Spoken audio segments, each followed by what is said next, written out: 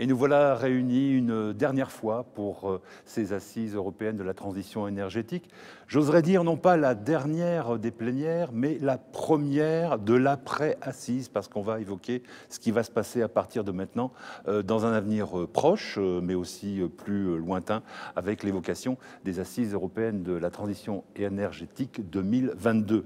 Pour évoquer cet avenir, je serai entouré de Patrice Vergrit, maire de Dunkerque et président de la communauté urbaine de Dunkerque, d'Arnaud Leroy, le président de l'ADEME, et puis en visio et à distance, nos autres partenaires de ces assises, Claudine Bichet, vice-présidente de Bordeaux Métropole, bonsoir, merci d'être avec nous, et Antonio Hodgers, conseiller d'État de la République et canton de Genève, président du Grand Genève, merci d'être également avec nous. Alors voilà, Patrice Vergrit, c'est la fin de ces assises, c'est peut-être un petit peu tôt pour tirer un bilan précis, chiffré. Est-ce qu'on peut en tirer une impression générale et puis déjà se projeter sur l'avenir? Oui, alors c'est fini et c'est pas fini en même temps. Voilà, parce c'est qu'on a ça. toujours les ateliers, comme vous l'aviez dit, jusque le 12 mars. On a le programme OFF aussi sur le territoire de Dunkerque qui va se prolonger jusqu'au mois de juin. Donc finalement, ces assises vont pouvoir aussi se prolonger, en tout cas l'esprit. Je pense que finalement, ces assises auront, par certains côtés innovants, montré aussi un certain nombre de choses intéressantes. Alors d'abord, le simple fait qu'elles existent montre finalement que nous sommes résilients. Et il me semble que dans les enjeux de la durabilité, dans les transitions écologiques que nous vivons, cette question de la résilience est une question importante. Finalement, la crise sanitaire n'aura pas eu raison de ces assises de la transition énergétique, et donc je m'en félicite. Et du coup, les innovations qui ont été nécessaires pour pouvoir être résilients, je pense à la dimension évidemment numérique, je pense à cette dimension d'interactivité digitale. C'est peut-être quelque chose qui va être utile pour les années qui viennent, parce que peut-être qu'on va pouvoir jongler demain, dans le monde d'après, entre du présentiel, de manière à retrouver cette convivialité qui nous est chère, et surtout l'ambiance du carnaval, ça c'était important, mais aussi peut-être la possibilité d'accès numérique à distance. Peut-être que les assises de demain auront une partie présentielle et une partie distancielle. Peut-être que nos amis de Bordeaux et de Genève reprendront effectivement un mix entre les deux formules. Innovation aussi au niveau de cette journée des élus, que moi je trouve très positive. Je pense que les élus sont quand même au cœur des enjeux d'aujourd'hui, en particulier les élus locaux. Je ne dis pas ça pour les instances qui représentent l'État, bien entendu, mais je pense que les élus locaux sont quand même aujourd'hui au cœur de multiples enjeux. Je l'évoquais tout à l'heure en introduction de cette journée des élus, entre les enjeux liés à l'emploi et à l'économie. Alain Anziani l'évoquait dans sa journée, dans la plénière d'ouverture, entre les enjeux de transition énergétique et écologique, entre les enjeux démocratiques, les enjeux sociaux. Aujourd'hui, finalement, cette journée des élus n'était peut-être pas inutile, et ça peut permettre aussi aux élus de pouvoir se mobiliser. Donc voilà, je pense que vous avez en plus été nombreux à nous suivre, finalement plus nombreux que si c'était en présentiel, puisque c'est la possibilité en distanciel de pouvoir choisir à quel moment on est présent. Et je suis très content de pouvoir remettre le flambeau symbolique et virtuel à nos amis genevois. Je vois Monsieur Hodgers présent. Je suis sûr qu'ils sauront relever le défi l'an prochain, et lui-même l'année prochaine donnera le flambeau à nos amis de Bordeaux. En tout cas, moi je veux féliciter les co-organisateurs, donc Bordeaux, Genève et l'ADEME, parce que sans leur appui, sans leur soutien, on aurait du mal à faire vivre ces assises. Je veux remercier aussi les partenaires publics, privés, qui sont restés fidèles. C'était pas facile, la visibilité pour ces partenaires est peut-être moins importante en version numérique, mais ils ont été là, ils ont été à nos côtés, ils ont dit la crise sanitaire n'enlèvera pas le soutien que l'on apporte à ces assises. Je veux les en remercier, c'est important. C'est dans des moments comme ça finalement qu'on doit se serrer les coudes et faire preuve de solidarité. Elle a été présente, donc voilà, un grand coup de chapeau. Allez, transmets le flambeau à Genève. Eh bien, Antonio Hodgers, voilà, il l'a attrapé. Ça, c'est beau aussi, le virtuel. On va pouvoir échanger avec lui dans un instant. Merci, Patrice Vergrit. Le président de la CUD l'a évoqué, Arnaud Leroy. C'est pas fini, ça démarre peut-être, en tout cas, c'est de nouvelles assises qui démarrent à partir d'aujourd'hui, avec les prolongements virtuels et puis le suivi que vous allez proposer, notamment aux élus, avec l'ADEME et les différentes agences en France. Alors oui, je pense que c'est les travaux pratiques qui continuent, parce que c'est pas quelque chose, on a la 22e édition, hein, on clôt la 22e édition, donc ça démontre qu'il y a quand même une certaine Mm. pertinence, résilience et résistance du modèle et d'accélération, parce que je pense que ça a été dit par tout le monde durant ces journées, il y a un besoin d'accélération, d'amplification, et là on est là pour ça. Et nous on est là dans cette année, entre cette année 2022 qui sera pleine en termes de programmes, je l'ai dit, de formation, d'accompagnement. Donc oui, tout ça continue. Les travaux pratiques continuent parce qu'on n'a pas le temps. On n'a pas le temps de poser le stylo. On doit encore tester, voir s'il faut modifier des choses. Et tout ça se fera, comment dire, en discussion. Donc voilà. Donc oui, ça continue. Et comme l'a dit Patrice, il y a beaucoup d'éléments, le off, les ateliers. Donc tout ça continue. Et ravi aussi de cette édition très particulière, donc qui a été que distancielle. Voilà, si on peut y mettre du physique, parce que je pense que c'est important aussi l'humain. Donc voilà, il faut qu'on fasse vivre nos petits producteurs d'apéritifs et de produits. C'est important tout ça. Donc moi, je serais ravi qu'on puisse faire ça dès l'année prochaine à Genève, en espérant qu'on sera sorti de cet épisode compliqué, et l'année d'après à Bordeaux, dont on sera ravi de retrouver et de rencontrer à plus grande échelle la nouvelle équipe. Bah, vous m'offrez une transition idéale. Merci Arnaud Leroy. À Bordeaux, on y va tout de suite avec Madame Claudine Bichet, vice-présidente de Bordeaux Métropole, déléguée au climat, à la transition énergétique et à la santé. Alors, on l'a vu notamment ce matin, mais on l'a vu aussi dans ces assises. Vous n'avez pas attendu les déclics donnés dans cette journée des élus pour avoir de nombreuses initiatives à Bordeaux. Quels sont, à partir d'aujourd'hui, vos différents engagements et comment vous allez-vous prolonger votre engagement dans la transition énergétique dans cette année? Donc effectivement, merci. Nous avons beaucoup de projets que nous lançons d'ores et déjà sur la métropole de Bordeaux.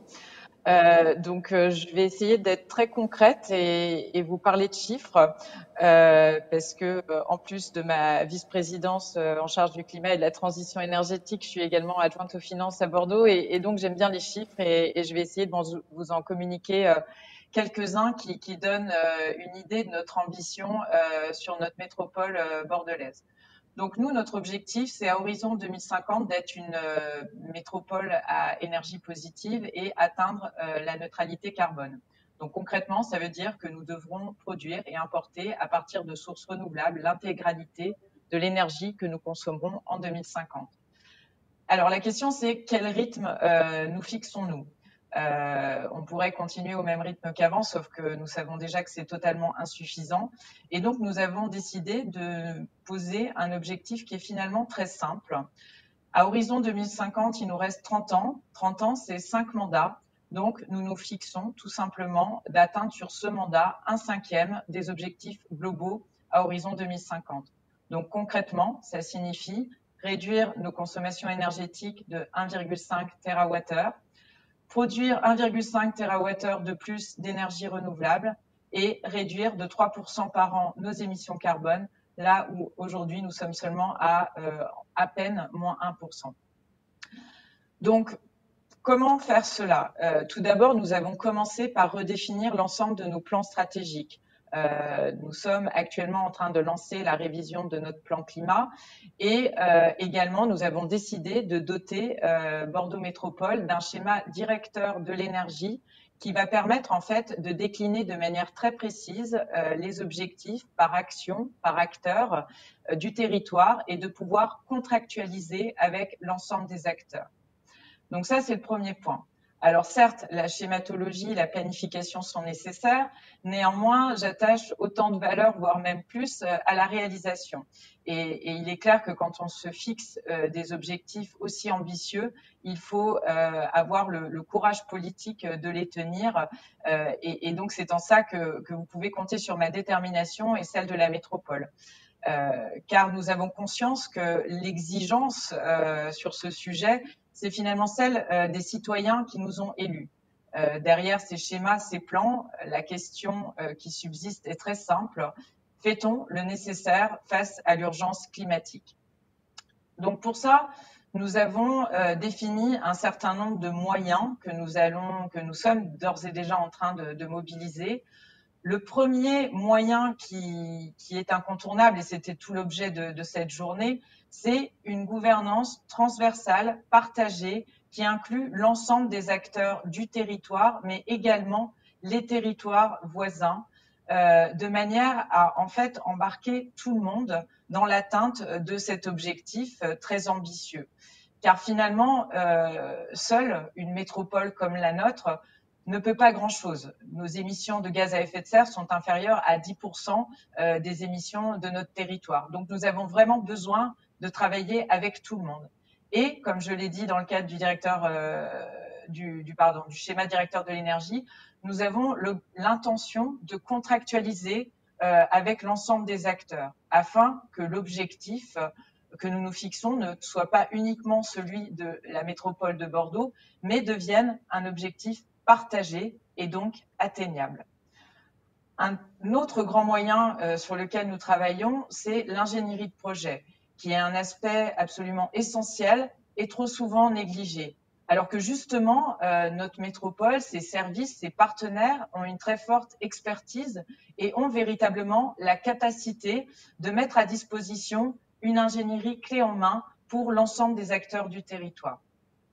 Et enfin, dernier grand moyen, ce sont des mécanismes financiers innovants sur lesquels je souhaite vraiment travailler, car il paraît essentiel de combiner à la fois les efforts financiers de la métropole avec ceux de la région, de l'État, de son plan de relance, tout cela afin de maximiser l'effet levier qui permettra de mener des projets beaucoup plus ambitieux. Donc, ces moyens étant définis, posés, quelles sont nos cibles prioritaires pour ce début de mandat?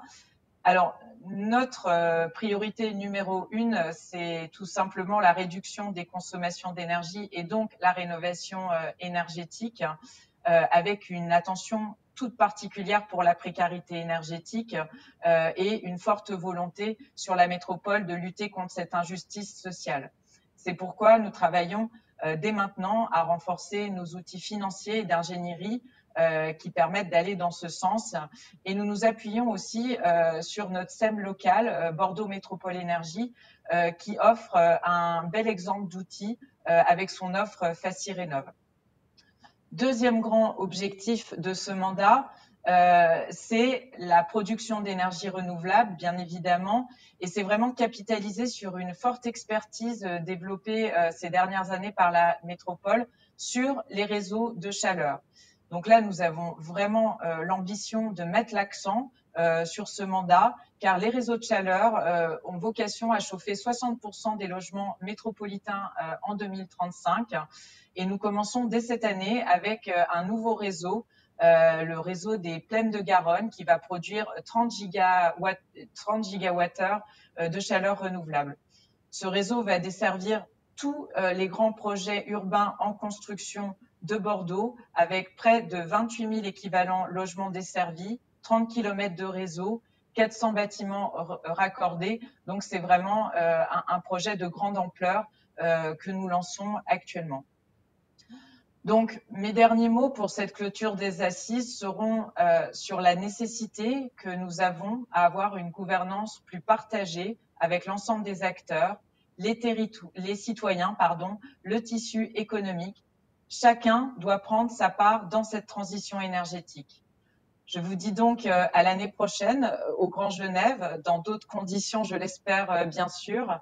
Et je remercie Monsieur Vergrit d'avoir maintenu ces assises qui sont un temps de partage et d'information indispensable sur un sujet d'une importance capitale. Merci beaucoup. Merci beaucoup Claudine Bichet. Bon courage pour tous ces objectifs, ces chantiers ambitieux. On sait que vous n'en manquez pas ni de volonté.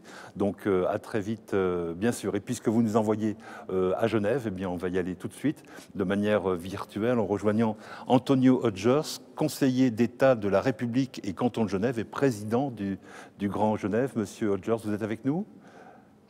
Oui, tout à fait. On vous entend. Alors, les prochaines assises seront sur votre territoire. Vous avez saisi virtuellement le flambeau que vous a tendu tout à l'heure Patrice Vergrit. Parlez-nous un petit peu de ces prochaines assises dans votre canton. Alors, dans notre agglomération, j'aimerais dire, puisque le Grand Genève est une agglomération binationale qui comprend en moitié le canton de Genève, 50% de la population suisse, et l'autre moitié du côté français, ce qui nous donne cette originalité finalement. On n'est pas la seule communauté binationale en Europe, mais il n'y en a pas tant que ça, et c'est à la fois un défi. C'est pas toujours simple de faire coïncider des systèmes, des institutions politiques à cheval sur deux pays, mais c'est, à mes yeux en tout cas, c'est souvent une force parce qu'on peut aussi regarder ce qui se passe d'un côté et de l'autre de la frontière et peut-être s'inspirer au quotidien de ce que les autres font. C'est aussi le sens d'ailleurs de ces assises de la transition énergétique, c'est de voir ce que font les autres, ce que font les autres agglomérations de taille comparable, puisqu'on est au niveau du Grand Genève autour d'1 million d'habitants, comme on le voit notamment du côté aussi de Bordeaux, pour prendre le dernier exemple. Et c'est ces échanges. Donc, l'année prochaine, au Grand Genève, eh bien, on espère déjà se voir avec peut-être une formule qui réunit les deux manières finalement d'échanger aujourd'hui, d'un point de vue virtuel comme on l'a fait exclusivement dans le cadre de ces rencontres de ces jours, mais aussi dans le présentiel. Je pense que rien ne remplace l'humain et le contact humain, et que ces moments informels, ces moments d'échange, ces moments aussi de détente qui sont le propre aussi en lien des réunions, et notamment aussi des réunions entre élus, eh bien, sont tout aussi importants à la production des solutions, à la production du consensus, à la production de finalement ce qu'on doit mettre en œuvre des échanges. Donc j'espère vraiment l'année prochaine qu'on arrive à se voir physiquement sur ce territoire du Grand Genève, et que l'on puisse aussi accompagner eh bien, cette rencontre physique de la dimension virtuelle. Je crois que ça a été dit par Patrice tout à l'heure. Ça permet aussi à plus de gens de participer le virtuel. Et ça, il faut aussi le dire, c'est que le fait de pouvoir rester chez soi, à son bureau, dans sa région, mais de se connecter permet aussi. Donc cet aspect bitechnologique, si je peux dire, local, présentiel et par médias interposés, permet peut-être des nouvelles formules qui perdureront au-delà de la crise sanitaire. L'année prochaine, on sera, je l'espère aussi, dans l'après-Covid. Donc, les débats politiques seront peut-être moins sur qu'est-ce qu'on doit faire maintenant, et puis on est un peu tous pris dans cette actualité, on ne sait pas ce qui va se passer la semaine suivante, si le taux de reproduction va augmenter ou pas, s'il y aura à nouveau un confinement ou pas. On sera, je l'espère, revenu à des temps plus longs de la politique, qui sont les temps pertinents à mes yeux, c'est-à-dire 5 ans, 10 ans, 20 ans, 30 ans, qui sont les temps justement aussi de la biosphère, qui sont les temps de la planète, qui sont les temps en lien avec les questions structurantes du réchauffement climatique. Mais aussi, pour revenir au temps politique, on verra où en seront nos collectivités l'année prochaine, on verra les dégâts économiques et sociaux que cette crise sanitaire aura provoqué. Je pense que les débats politiques seront quand même pris dans une logique d'urgence par rapport à la crise économique et sociale qui sera là d'une manière ou d'une autre, qui aura fait des dégâts durant ce mois, voire cette année de crise sanitaire. Et je pense que sur les thématiques environnementales, climatiques, énergétiques, il faudra tenir bon. Il faudra tenir bon face à celles et ceux qui vont dire il faut la relance, certes, mais la relance comme avant. Il faut revenir tel quel au monde d'avant, alors que peut-être et les histoires collectives, mais les histoires personnelles nous enseignent qu'une crise est aussi une opportunité d'évolution. Donc, je pense que ces rencontres l'année prochaine dans le Grand Genève, elles seront aussi placées sous le signe de l'après-Covid et de la question finalement qui se posera aux collectivités, c'est est-ce qu'on retourne au modèle antérieur ou est-ce qu'on profite de cette opportunité de se re-questionner pour aller sur le modèle d'après, qui est celui en lien avec les enjeux climatiques globaux, les enjeux environnementaux au sens même plus large. Dernier point, j'en finirai par là, ça a été dit au moment des introductions. Finalement, entre politiques, entre techniciens, je crois qu'on sait ce qu'on doit faire.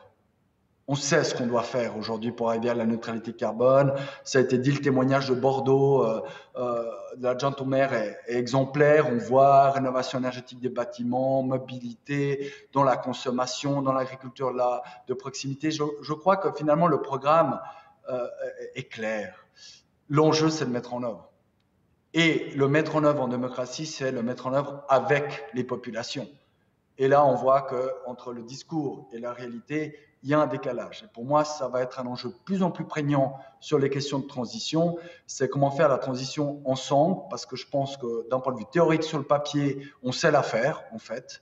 Mais en démocratie, on doit bien évidemment faire ensemble. Et c'est cet enjeu-là aussi qui doit être au cœur de ces assises. Donc, bienvenue au Grand Genève, bienvenue dans cette métropole binationale franco-suisse. L'année prochaine, on se réjouit de vous avoir en présentiel ou en virtuel. Merci beaucoup, Antonio Hodgers. On répond bien sûr à votre invitation. Et puis, vous l'avez évoqué, sans doute, espérons-le en tout cas, en 2023, on sera soulagé du poids de la crise sanitaire. Et on sait d'ores et déjà que le Covid aura non seulement marqué l'édition 2021 des Assises, mais les éditions suivantes ne seront peut-être plus tout à fait comme les précédentes. Merci beaucoup, madame et messieurs, pour ces 22e assises qui se prolongent, on l'a vu, et aussi sur le site internet assise-énergie.net. Il ne me reste plus qu'à vous remercier une dernière fois et à vous dire à très très bientôt.